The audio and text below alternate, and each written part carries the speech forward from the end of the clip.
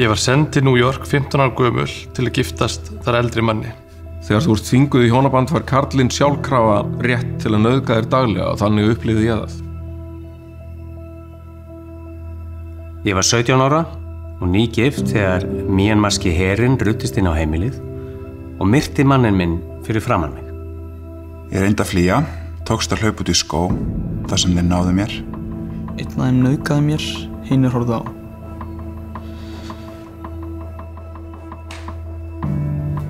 Oftast barði hann mig í handleggina, reif í hárið á mér eða sló mér í veggi eða gólf.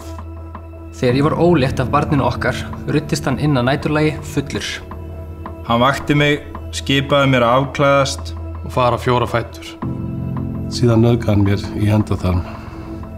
Það eina sem ég gat hugsað var að komast til barnsins sem grét, tíminn stóð í stað. Ég heyrði eitthvað.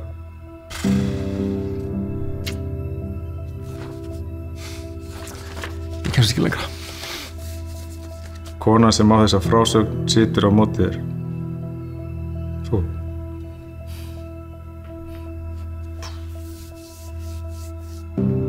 Vá.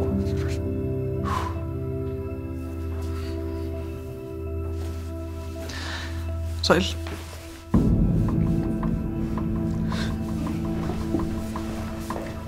Kynbundið ofbeldi nær en þú heldur. Fordæmdu kynbundið ofbeldi á unwomen.is